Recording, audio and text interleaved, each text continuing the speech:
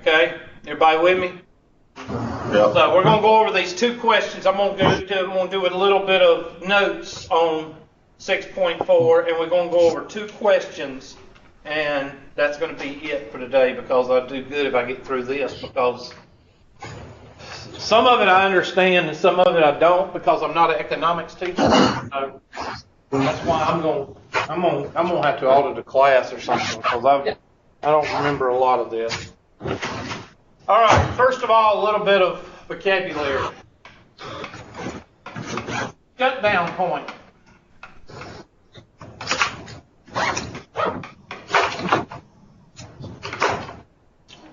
Shutdown point is point.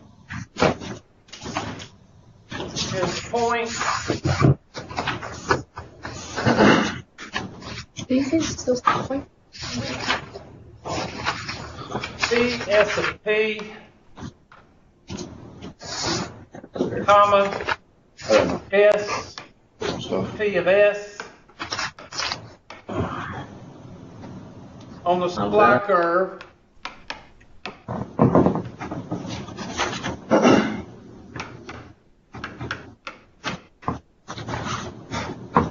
that marks the market price.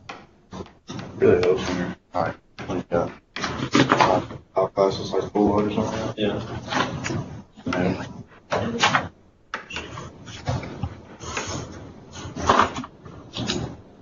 And quantity under the production and quantity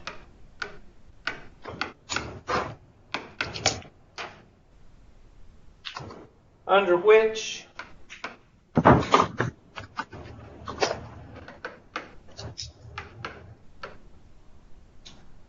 the production will shut down.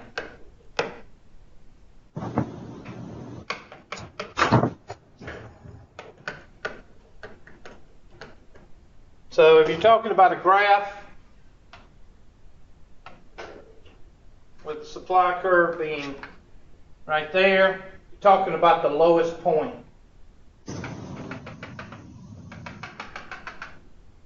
And this is P, and this is Q, which is these 2 points up here.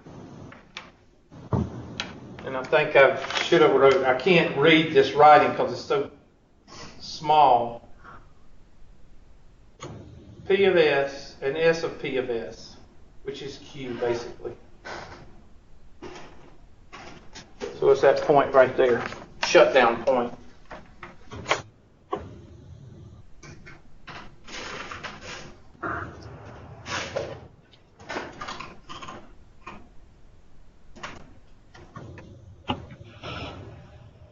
Q of O is equal to S P of O. This right here.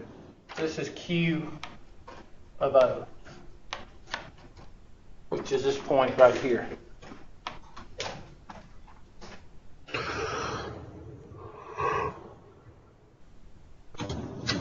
Producer revenue, and write this down, it's the area at this point. Producer revenue is the area at the shutdown point.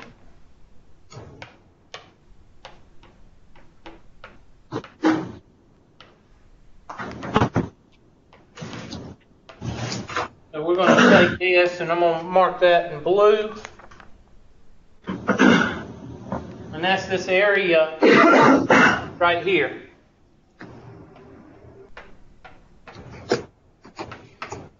And of course, that's length times width. So that's going to be P of O times Q of O. So P of O times what? Q of O. Length times width, the area of a rectangle.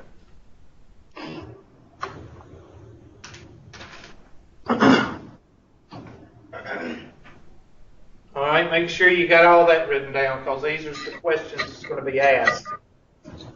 The shutdown point is the point X and Y on the supply curve that marks the market price and quantity under which the producer will shut down.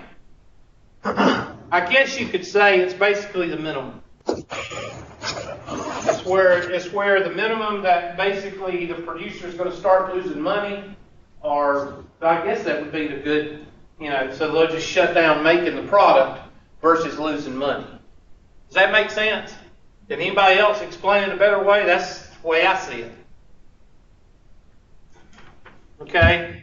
Now, producer surplus, and I'm going to erase this, and I'm going to put producer surplus because I'm going to use that same graph.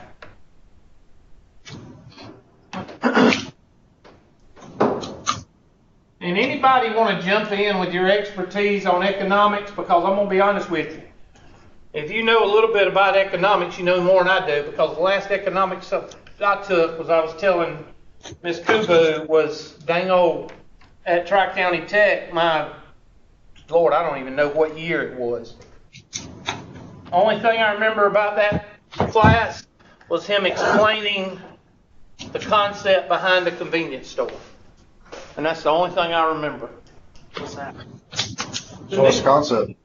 What's the concept behind You it? pay twice the price for a candy bar or whatever you get in a convenience store versus going to a grocery store because the convenience store is closer to home and it's right beside the road. You're paying for convenience. That's why you pay a higher price than you do at the grocery store. I remember that. That's the only thing I remember in supply and demand. I remember that. Two things I remember out of economics.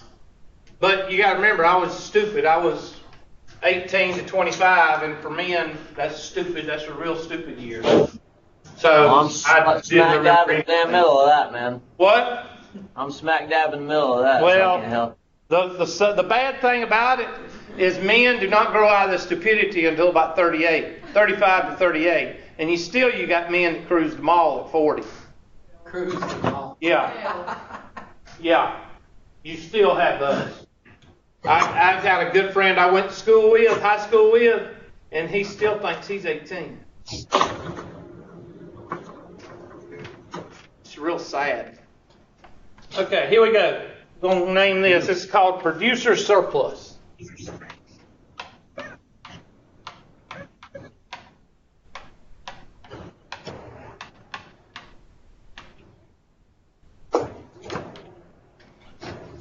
The amount that producers receive in excess of the minimum amount. Amount that producers receive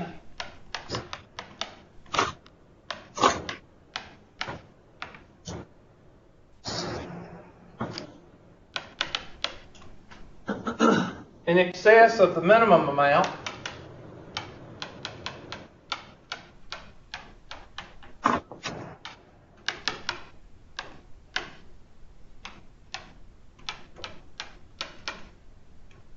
they require to supply a certain quantity.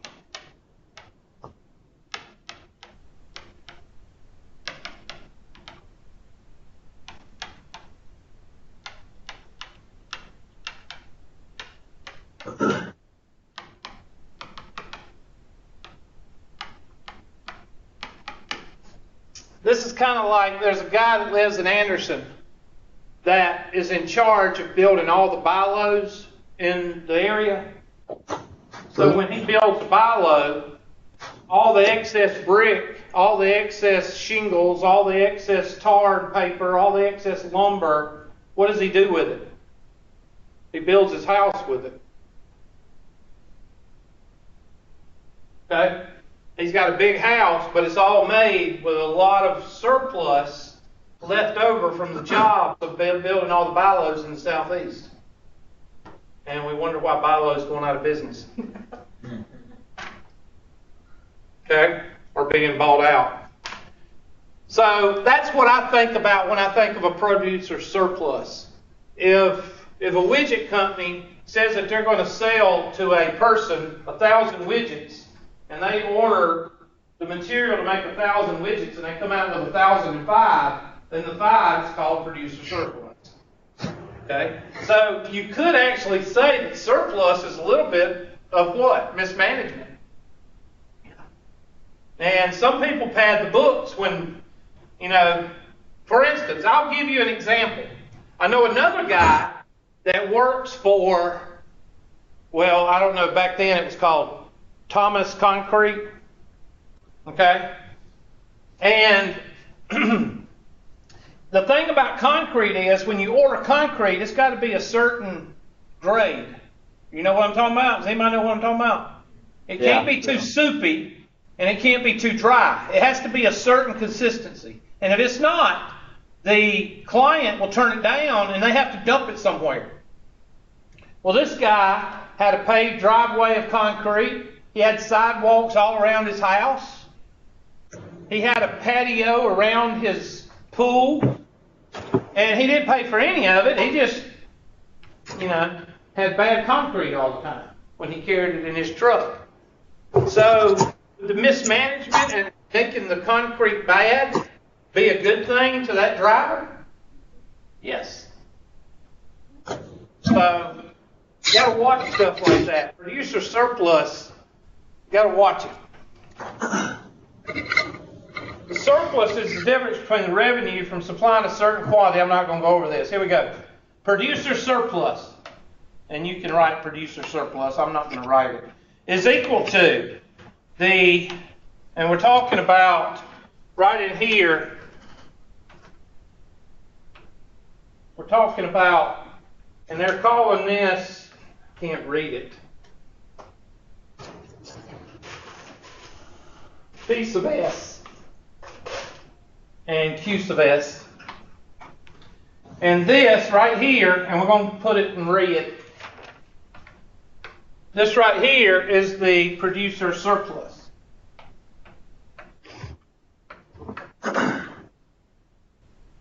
So that's the area. So somebody tell me what the integration is going to be. P sub O to what? P sub S of your function, which in this case is S of P. And they're going to give you S of P always. So there you need to highlight that. Use of surplus. That is a question I'm going to ask you on the test from 6.4. Make sure you understand where the surplus is on the graph.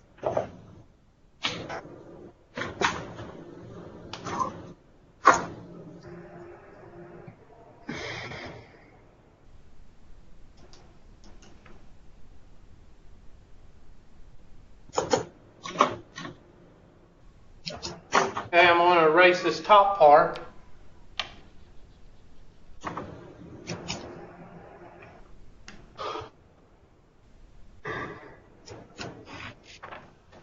And this next part is going to be called the producer willingness and ability to receive.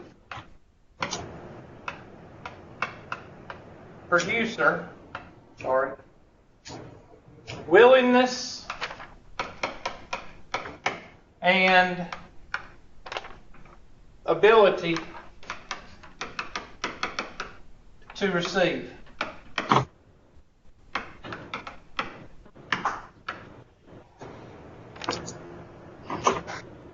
Minimum amount of money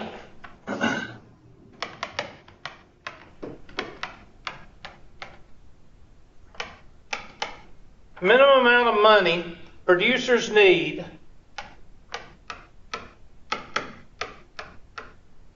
to receive in order to supply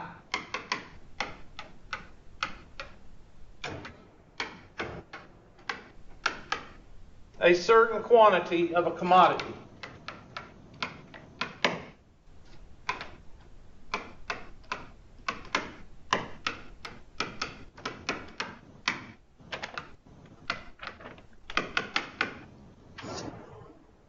The minimum amount of money users need to receive in order to supply a certain quantity of commodity. And they call this receive, and I'll do this in green. Take this out right here.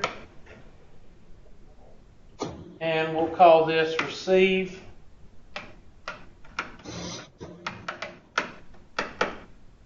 Receive is equal to P of O, the area, P of O, times Q of O, which is the area of the blue area right here, time minus the surplus. So the area that we've got right here minus the surplus.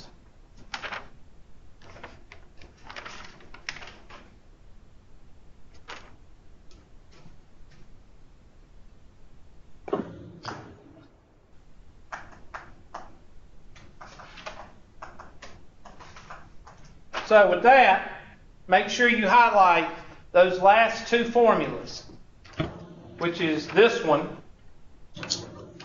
Make sure you highlight that one, and then highlight this whole thing, because that's the two that you're going to be tested on.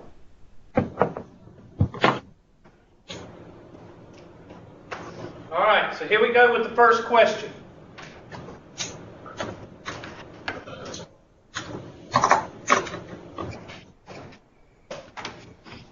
The supply of a certain disposable supply of a certain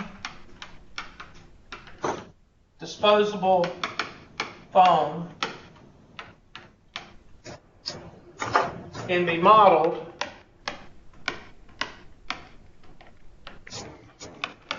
as S of P is equal to, parentheses, 0, when P,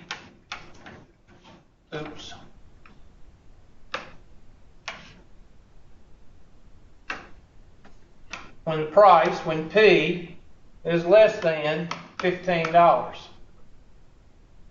or 15 phones, sorry. And 0.047 P squared plus 9.38 P plus 150 when P is greater than or equal to 15. And that's phones.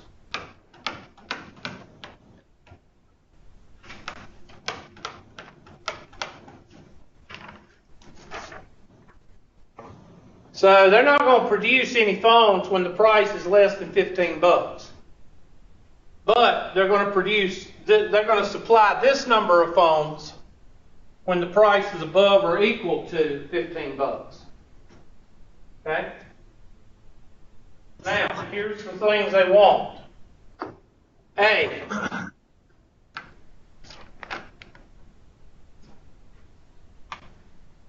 They want to know the shutdown price.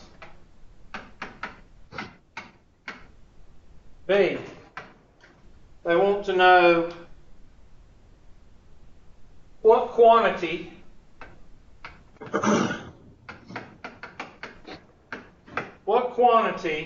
will producers be willing to sell at a price of $45?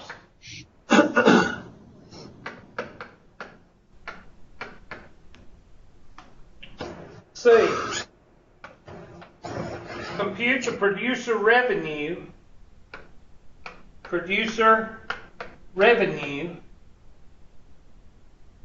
at $45. D. At this price and quantity, what is the producer at this price and quantity? What is the producer surplus?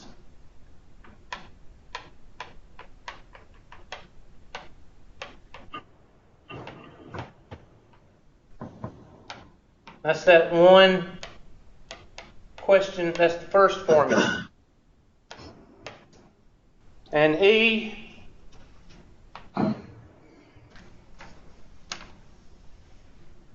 at this price, what is the producer willing to able to receive? At this price and quantity. What is producer able to receive? That's the second.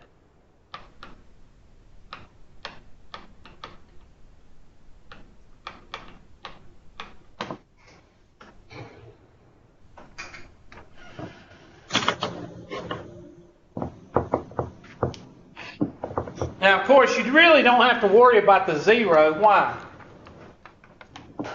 Because you're not going to have to worry about the zero, because when you're taking the integration, you're not going to have to worry about the zero. But go ahead and figure out A through E.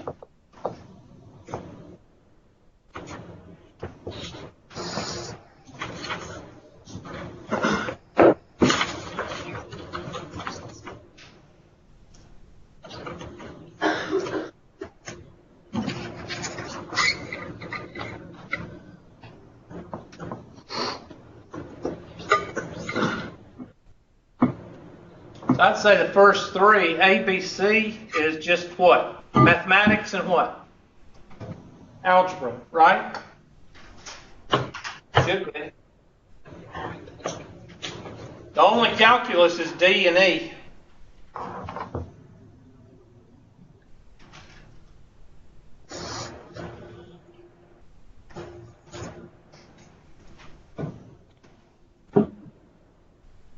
A, what is the price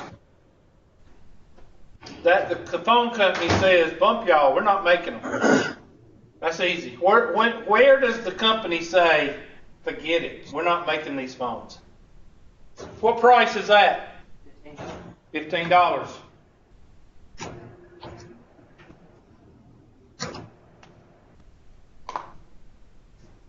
Actually, you could say $14.99, but we're going to say $15.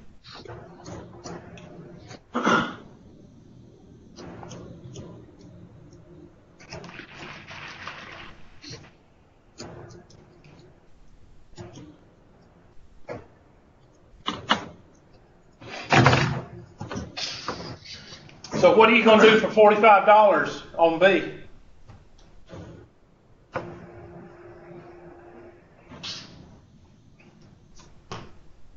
Plug in what? Plug chug.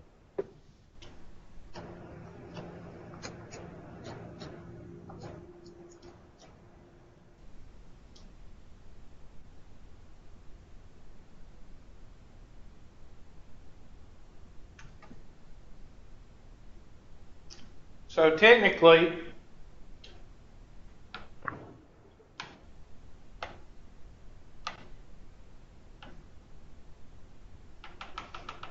there's your 15, and your 45 is right there. What happens when you plug it in? Somebody give me a number. You just plug in 45 for all the views, all right? Yeah. What do you get? I got 667.275. 667 phones. So we've got A and B. Now we need to find this area right here.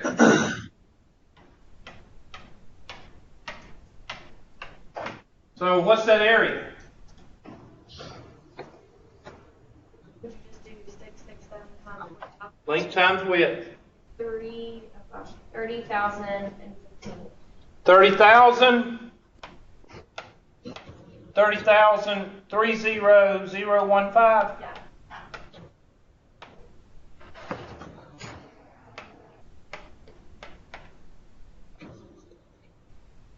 Okay, now I want y'all to do D and E using what we learned, because we know that the price and quantity when the producer surplus, that's from 15 to 45.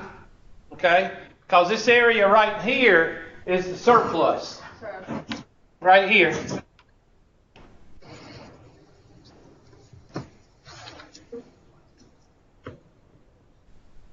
So do your antiderivative.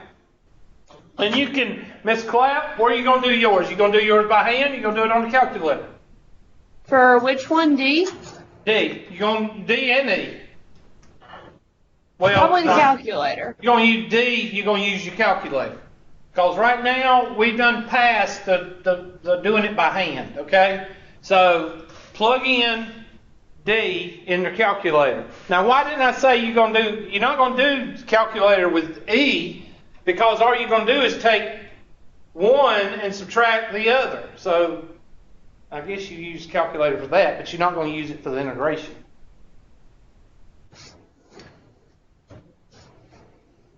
No, you're going to have to do 0 to 45.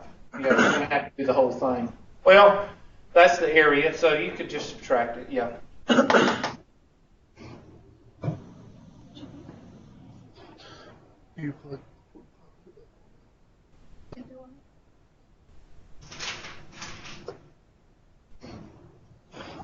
Yeah, you're going to have to do 0 to 45 because you're going to have to take away right here, 0 to 45. You're going to have to take away this too. So I'm going to highlight that green, this right here. So on D, you're going to have to subtract the whole area, which is, what'd you say it was? 30,015? The 30,015, the red, subtract, I'm going to get in blue, subtract this right here. So that's going to be the interval from 0 to what? 45. So that's what you're going to subtract so you can find the area. And that's the able to receive. Basically what the supplier will put up with. Could you also do like 0 to 15 on the integrations and just add them together and subtract it? Yeah, you could do that, yeah. Okay. You could do that too. Yeah, either one. But if you're doing it in a calculator, it'll probably be easier to just type in 0 to 45. But you do what you want to do.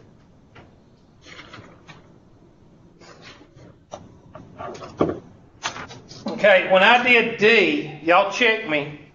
I got 14,316.75. What'd y'all get? The same. Good. 14, thank God. 14,316.75. And then for E, you can get a couple answers. It's going to be, I'm just going to say 15.7. Okay? I'm going to put a squiggly equals. Excuse me. I'm going to put 15.7. What does that squiggly equal sign mean? It's about. There's a little bit, I think. When I did it, I got 15,698.25. When I checked the book, it said that one or 15,710.63. Somebody did that. What'd you get? Wait, how did you get that?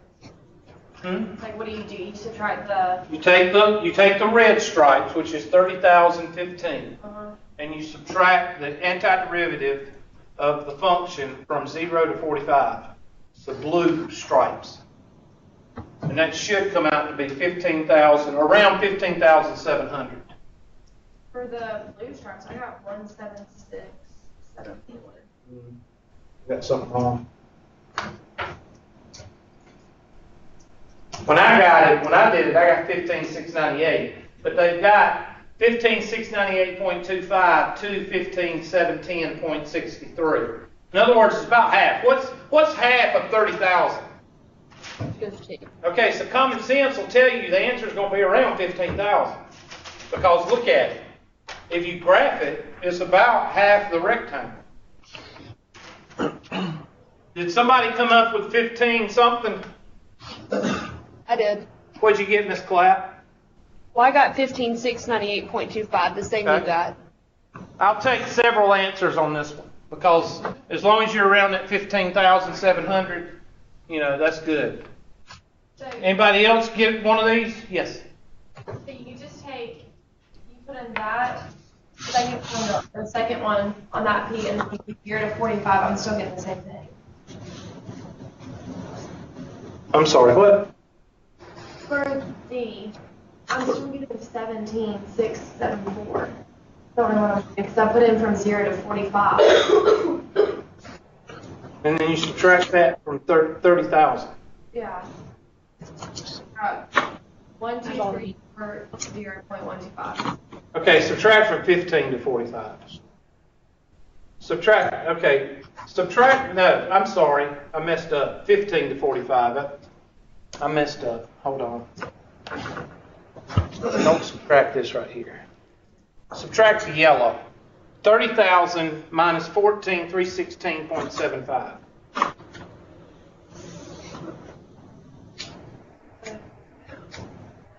These two numbers, 30,000 minus 14,316.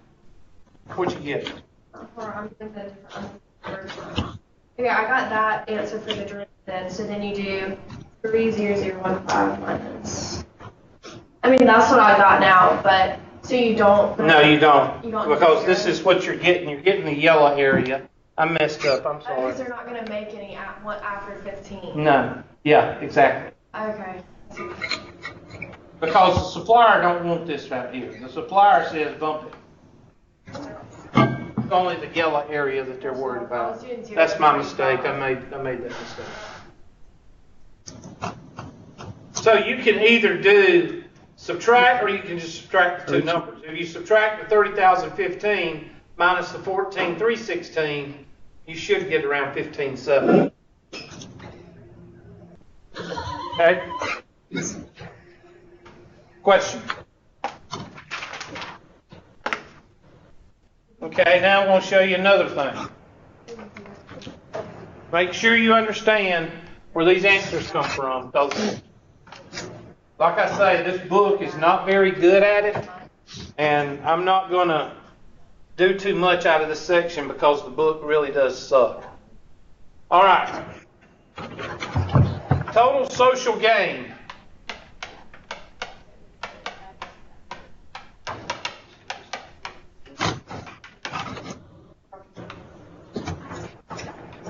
Total social gain for a commodity is the sum of the producer's surplus. Sum of producer surplus and the consumer surplus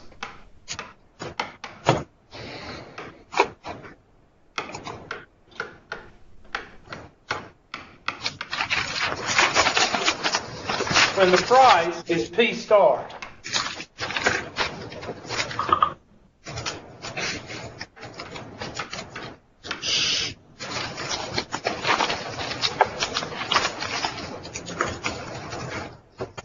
And the equilibrium, that's the equilibrium. Just put P star and then put in parentheses equilibrium. Equilibrium. So at P star, Q star, that's equilibrium. Okay? So the sum of the producer's surplus and the consumer surplus at equilibrium.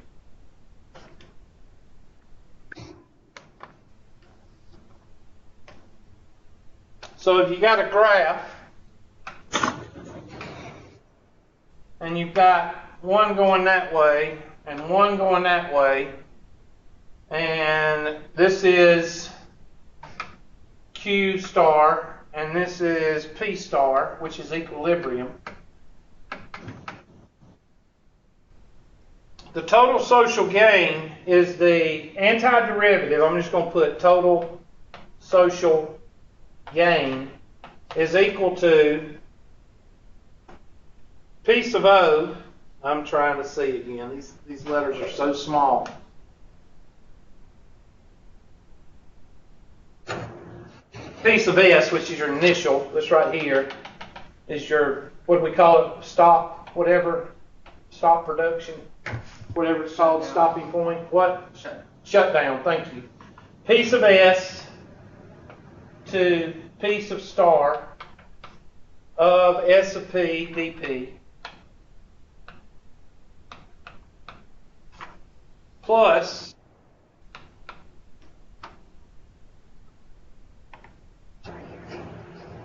P star to P max.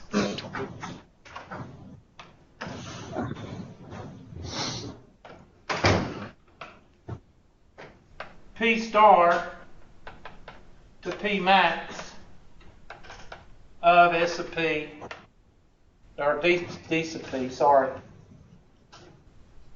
because it's on the demand curve. And I'll label the curves in just a minute. D sub P, dP. This is your demand curve. And this is your supply curve.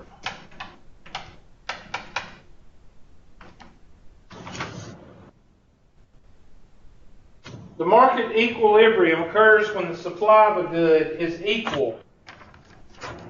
When supply of a good is what? Equal to its demand. And it's not like we haven't said this all through chapter 6. Okay?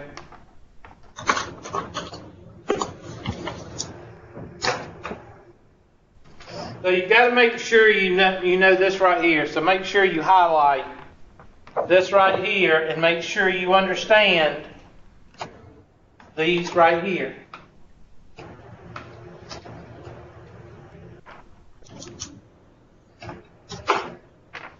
Because all we're doing right now is building on the integration area under what? Area under the curve. And this is the last one we're doing because the last one I ain't even gonna try. Unless I watch some videos or something. What? Yeah. And he gets on my nerves because he's so slow. It takes him forever. Oh my gosh, I couldn't sit in one of those classes. And what we're going to do is we're going to take this. We're going to go from this line to this line, and I'm like, ah! All right. So here's the question, and this is another test question. So you got two test questions that you could get from this. A demand function and supply function for a same commodity are given. D of P is equal to 35 minus 7 natural log of P. Now, of course, you would say Y is equal to 35 minus 7 natural log of X. Go ahead and graph that one. And so you can sketch it. You need to sketch it in your notes after you graph it on your calculator. Get some kind of a sketch. S of P is equal to 0 shutdown, P is less than 9, and 3 times 1.081 to the x power, P power, so that's the exponential. You know what that looks like. When P is greater than or equal to 9. So first I want you to graph it.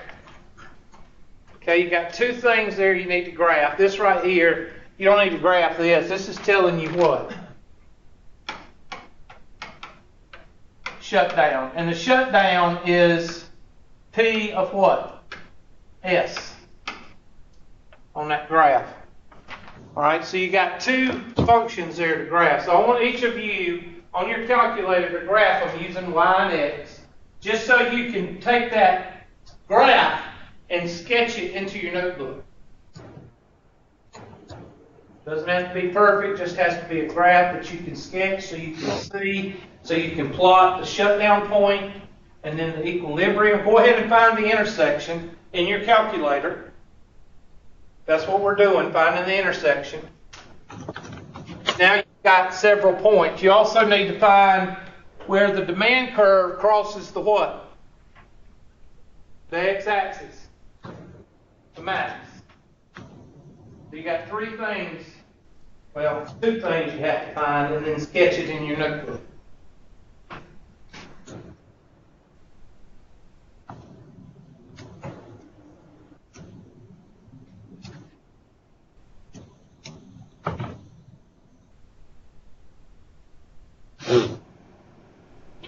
for some reason, again, this one stops it at 50 for some reason. Nowhere in the, well,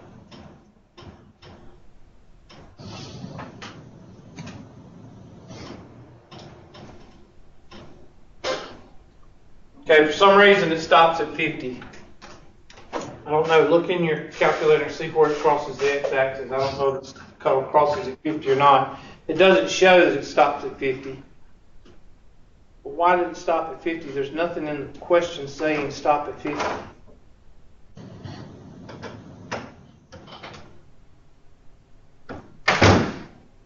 I'm gonna stop at 50 for the X.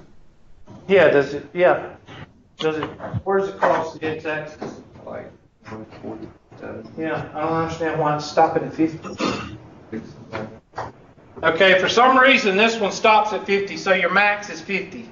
Make a note of that. I have no idea. I don't know where they're getting 50. I'll have to research it and find out. Maybe that's given, I don't know, but I don't see it anywhere given. So make a note, X max is, or the P max is 50. I'll see if I can figure out where they're getting that number.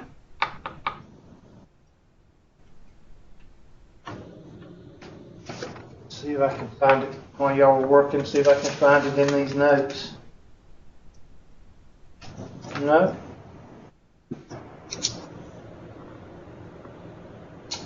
For some reason it just stops at 50.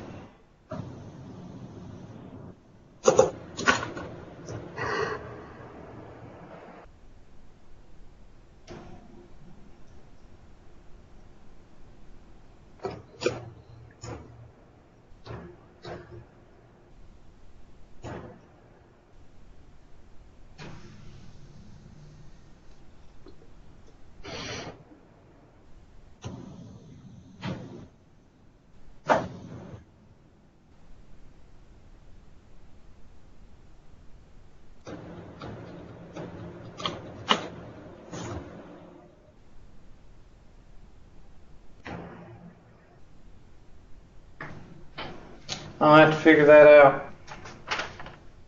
Question says nothing about 50, but anyway, because it says that the two functions look like this and look like that, and of course this is at 9, and our equilibrium should be 19.85. Is that what y'all got? 19.85 gives you a Y. Somebody tell me what the Y is at 19.85. Somebody got it on your trace, huh? 14.082. Okay, 14.082 million. Because these are in millions, which I'm not really worried about that.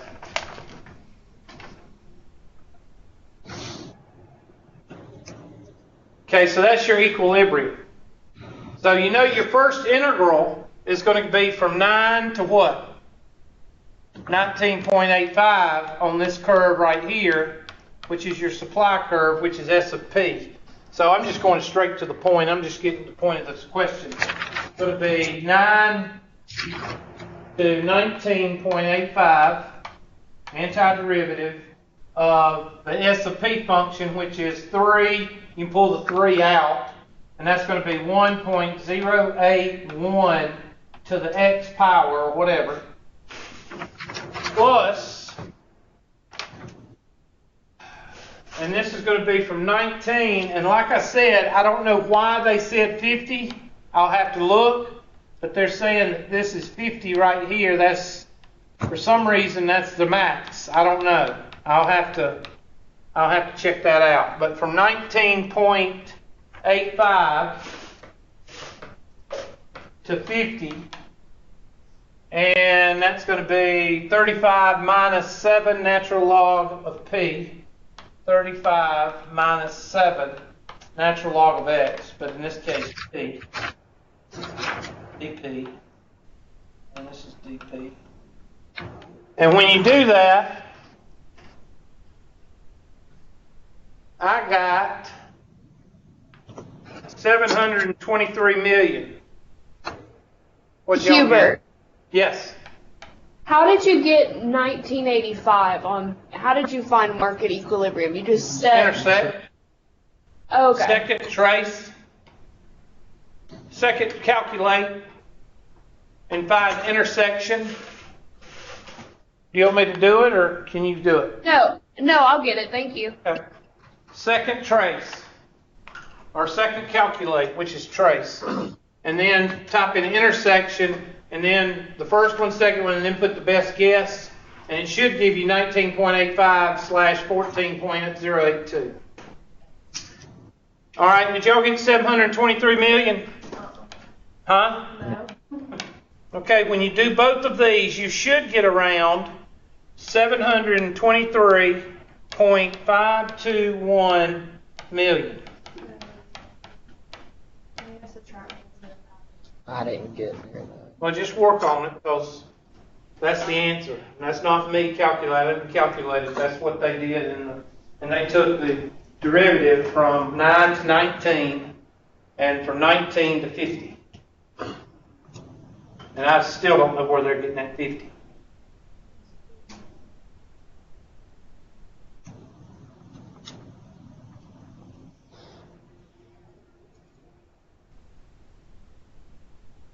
I guess they're saying that nowhere in the question is the 50. I got to find that out, because I don't know where they're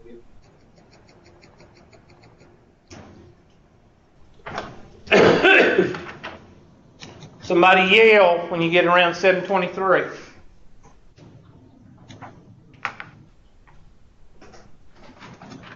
I'll check and make sure I wrote it down right, because I got the key right here.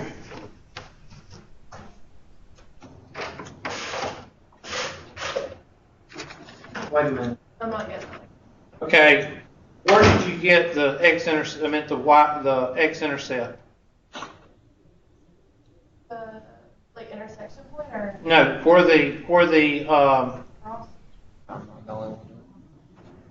where the supply hits the x-intersection. Where the x-axis. What number did you get? You said 149. That may be. It may not be 50. It may be 149. How to stick with that. Is Where 148. where does this line cross the x-axis? That's what I'm asking.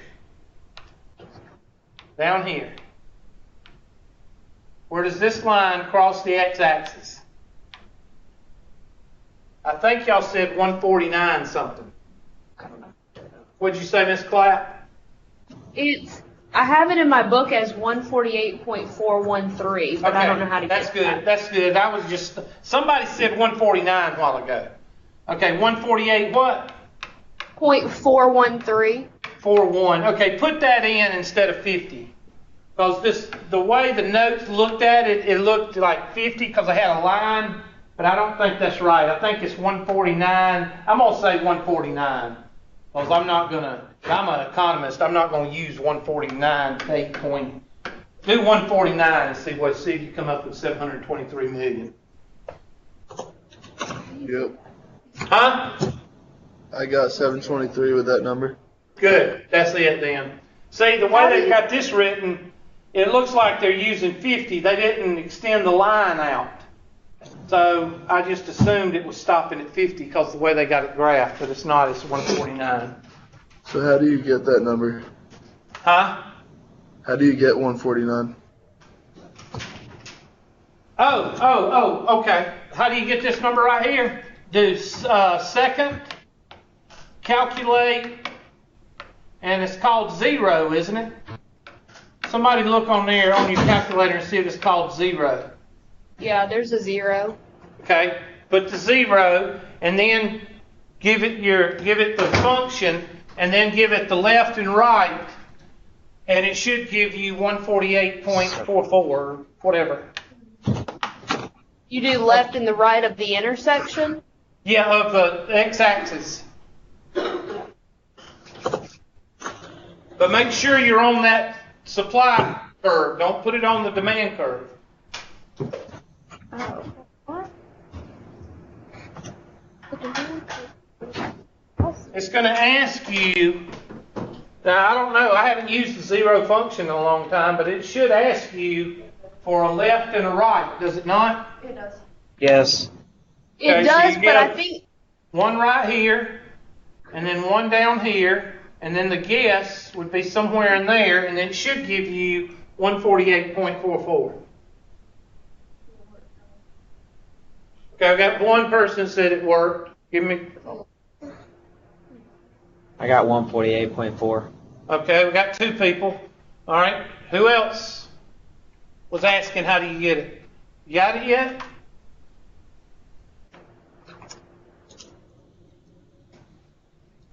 So you're only gonna use doing for that? Yeah, I got it. Okay. Miss Clapp, how you coming? I'm still scrolling. Still scrolling. I'm like Okay. holding it till it actually crosses the X. Well, you don't. All you got to do is just give it a.